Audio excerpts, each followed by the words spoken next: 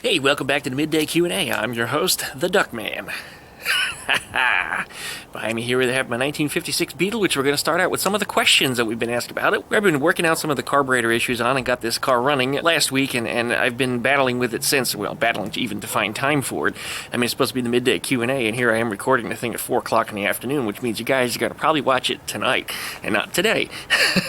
Sorry for that, but, you know, I got called into work, and that's what happened this morning. I got called in first thing, and I headed on out, and I didn't get back until probably about an hour ago, and videos weren't top of my list. Today's weather, it's actually kind of cold out. It's about 40 degrees out here right now. Yesterday it was 71, but blue skies.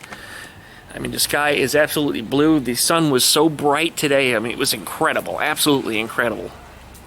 But anyways, we're going to jump into some of the Q&A stuff, and as always, please give me a thumbie in this video. Please leave me a comment. Please go ahead and subscribe and pluck the little dingle bell you see down there next to the subscribe button. That way you get updates every time I upload a new video. Thanks for watching, guys. We'll be back right after this intro.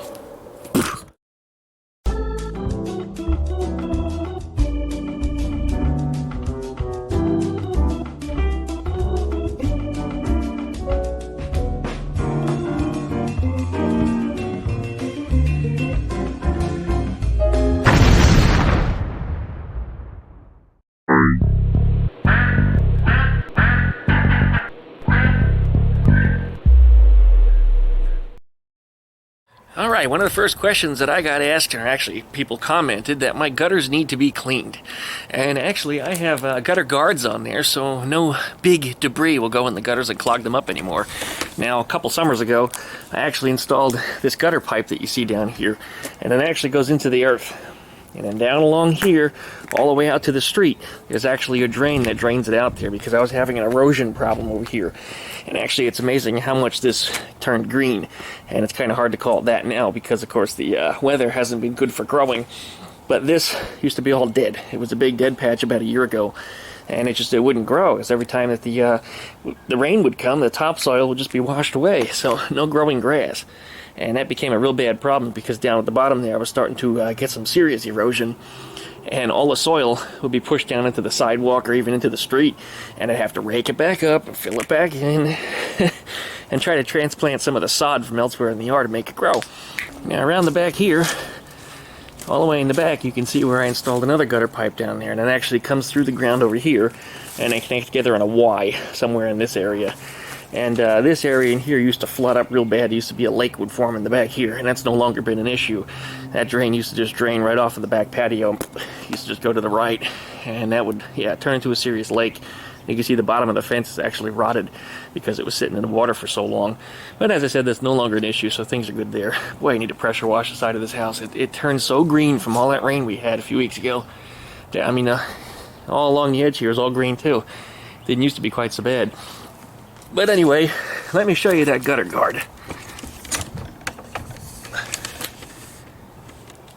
You see? And the pine needles just kind of sit on top of it. And what happens is those pine needles will actually roll off the roof and land on the ground just like this here, as they did yesterday when it was raining. So it's really not a big issue to clean those things, and they do a really good job of keeping stuff out. So as a result, they flow. But how they work is a little bit of the water will actually run over the top of them and they push the debris off. You don't have that full-on gush. Now in the corner here, in that valley, it will always rain over the edge of it a little bit. There's actually a diverter I need to put in there, but I don't like putting the diverter there because what does it do?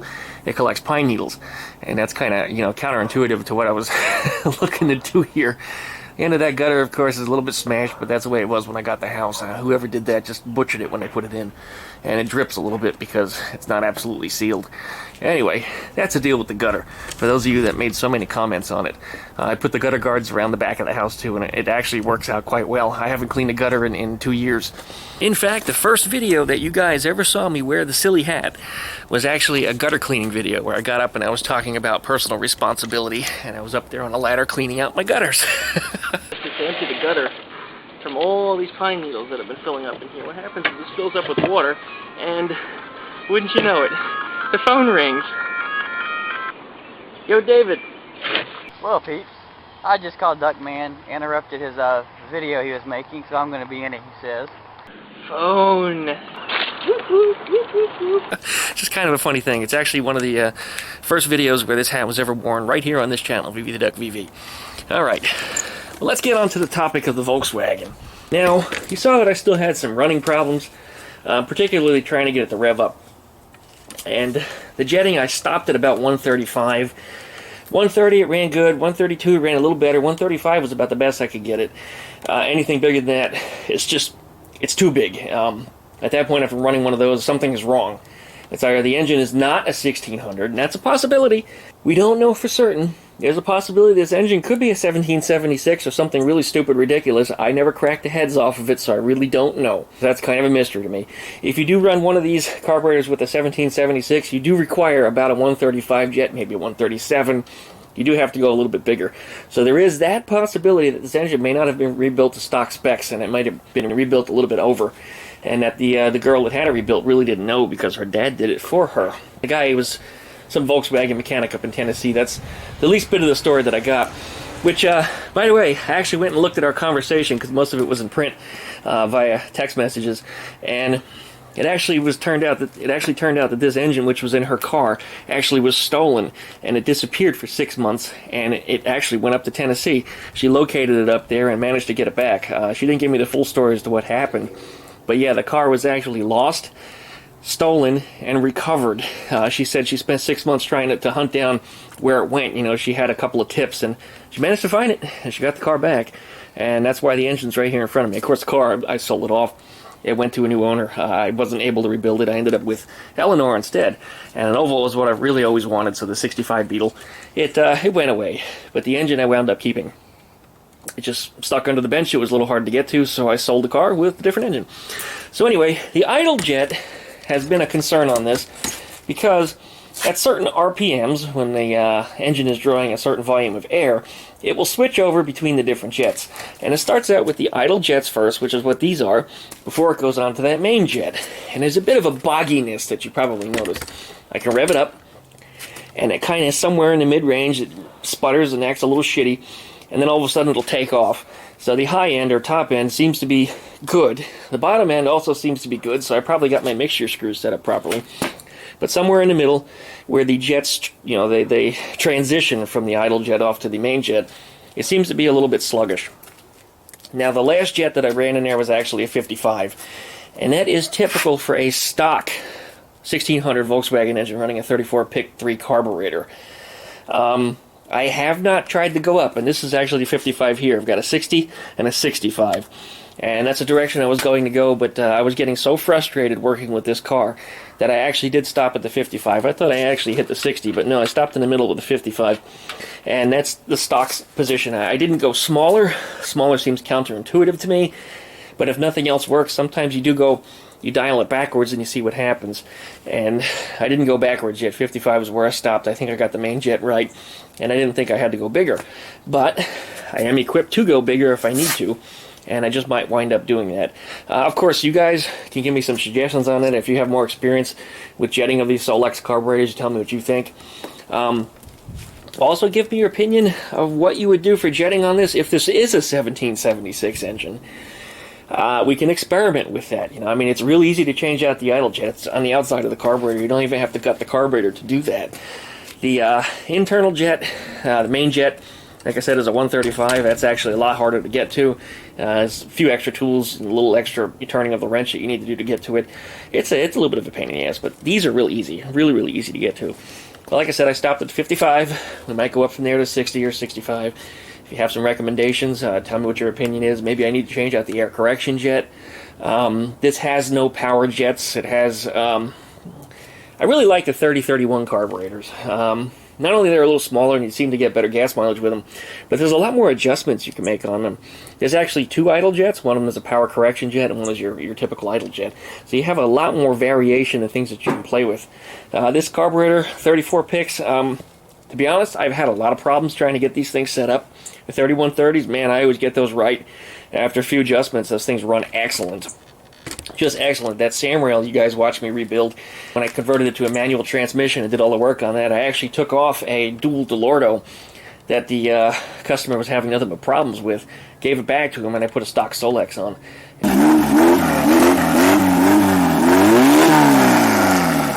And when he got it back, he said the thing had more power than it ever did. I said, well, your carburetor wasn't set up properly. And I didn't have the parts to do it, but I had all the parts to set up a Solex. So he got a 3031 carburetor. I set up the jetting on it properly for a 1600 engine, and it ran like the dickens. Until he seized the engine. I don't know what the hell he did with that, but yeah, he actually did seize the engine. I got an engine on a deal. I traded out some parts, and I picked up a whole bunch of stuff from a guy that was selling Carmen Ghia stuff, and collected it all, brought it home, and he gave me a whole bunch of other stuff from his shop. In fact, that big stainless steel toolbox with all the tools in it came from him. He gave that to me, and the car needed an engine. I said, just bring the car to me. I said, I'll put an engine in it. So I bolted in another 1600 and put his carburetor back on it and made sure he had oil. And he drove it off, and he enjoyed the thing.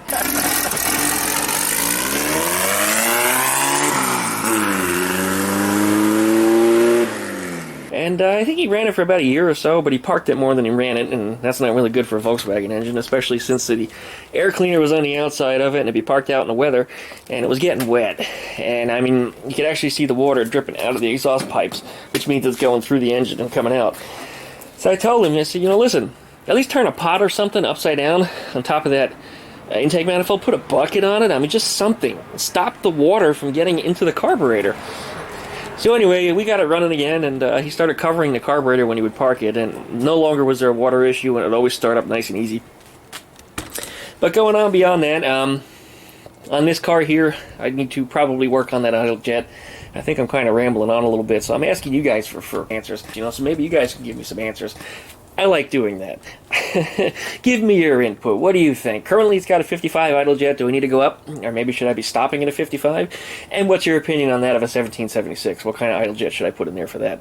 All right, beyond that, once we got this thing running, I need to go ahead and clean all the tins on it, which means I got to tear that engine back down. And yes, that is the correct way to do it. Right now, the doodle bastard is not painted either, because guess what? I'm still trying to get everything right on it. Then it gets painted. If you ever watch an episode of American Choppers, I don't care if you actually like the guys on American Choppers. I mean, some of them are real assholes. Some of them I know personally, because they actually come from where I come from. And they're really not bad people, you know, ultimately, when they're not on the show. But on the show, yeah, they are assholes. But, I mean, drama is part of the business. And they do build their bikes, and they get everything working, everything's tested. Then they tear them down, paint them, and do the final assembly. And that's exactly what we're doing here. You don't go ahead and paint everything before you put it together the first time, because you're gonna mess it up. You just are. I mean, that would be stupid. It'd be like putting paint on Eleanore right now, only for me to have to cut back into her and make more modifications to the body, because I'm still not done with that body yet. There's still things that I'm changing on there. And what those things are that I'm changing, I'm not really going to get into too many details just yet, but when you guys see it, I think you'll really appreciate what I'm working on. It's some really neat stuff. Alright, I think that about wraps it up today, so I'm going to continue getting this thing to run probably tomorrow. I think it's supposed to warm up again tomorrow. And then we're going to have a couple of days of warmth, and then it's going to crash the temperature down again and be in freezing temperatures for like a week to 9 days is what they're saying. And, you know, I live in Florida. I didn't move here for that crap. But that's what I got to deal with, so that's just what I'm going to have to do. So, thanks for watching, you guys. I really do appreciate it. You know, I mean, really, thank you so much. Thank you for subscribing. Thank you for sticking around all my channels. And thank you for your input that you give me here. Anything that's constructive and that I can use, I really do appreciate it. If you have something you can tell me to make things better here, or if you have some really, really cool suggestion or something neat, maybe a tool that you didn't see me use that I could use, or maybe some better method to do something that's worked out good for you, you know, let me know, of course. I really do appreciate it. So thank you very much for watching. Don't forget to subscribe to DuckmanCycles VW Garage over on my other YouTube channel. Check out Skeeter the Duck. We're going to try to get a video up for her this weekend as well. I can do the best I can with that. It's probably going to be a quiet, you know, daddy time sofa video where she gets to sit down and eat some french fries or something. That's just what she really, really likes. So I try to give her what she wants. You know, she's getting old now. She's going to be 17 in March. Skeeter the Duck really is something special to me. And hopefully she'll be around a long time. I've heard of ducks living, you know, till their mid-20s. And she's quite healthy. She's old, but she's healthy. So maybe she'll be around a lot longer. Check out Facebook group page, DuckmanCycles VW Garage. If you'd like to email me, DuckmanCycles@duckshit.net. Thanks so much for watching. We'll see you tomorrow.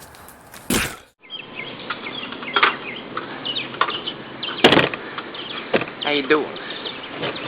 Well, I decided I'm going to do a little something creatively different with my videos. Try to show myself doing some type of activity while I'm talking to the camera and to my YouTubers.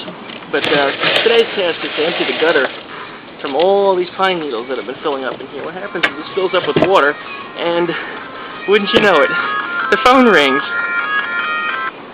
Yo, David. Well, peeps, I just called Duckman, interrupted his video he was making, so I'm going to be in it, he says. I know he hates how people always fucking bug him and call him when he's trying to make a video. Sorry, Glenn. Guess I ducked you over. Later. Phone. So, getting back to this job here, we're going to be cleaning this out. I figured I'd talk about life in general. And one of the things that have been bugging me lately is jealousy. People in there, their jealous habits or jealous ways or jealous tendencies, it's just something I have difficulty wrapping my head around. And I just don't understand it. People are jealous of me because I have a home, because I've got a nice car. You know, cars always look better when you look at them from an angle that you don't ordinarily see them. Because I've got motorcycles, you know, because I can lose weight real quickly. My pants are falling down.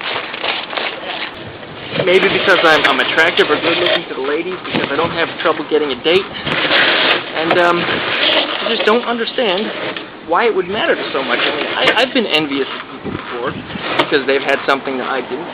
And I really liked it or appreciated it, but I couldn't have it myself or didn't have it myself, maybe because I didn't have enough money. It doesn't make any sense to me. As soon as I turned 18, I grew up and I lost that tendency. If I've ever dated a woman and I found out she had met somebody else and moved on, I was happy for her. You know, I may have been a little bit upset that I didn't get to keep her myself, but you know, at the same time, I was just kind of glad that she was taken care of. Of course, I've got the ducks. Well, the duck. Skeeter's left anyway, and I love her, and as much as it's not really a family, Skeeter and I are, of course, bonded. We're good friends, and we take care of each other. She's my little buddy, and of course, I'm her caregiver, and I feed her and make sure she's watered and give her homework. We're going to keep cleaning this gutter out. And back up on over here.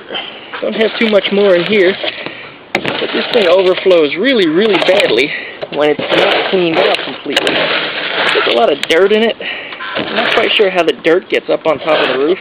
I mean, some of it is shingle grit. You know, see the grit that comes out of the shingles, but there's a lot of dirt in here too, and I guess it blows up here from the wind, but it's kind of big sand crystals. I don't know how they wind up in here. But anyway, this should allow the drain pipe to drain normally again. These pine needles that we get up here, well, these are kind of short ones, but usually get to be about a foot long, and they plug up the gutter pretty bad. And it overflows, and it pours out on the car, and then I get pine needles all over the car, and it's a mess, and I don't like it. So we're cleaning this sucker out. But we're almost done. Probably run the hose through it one time just to make sure that all the dirt and grit and debris is out of it, but other than that, we're good.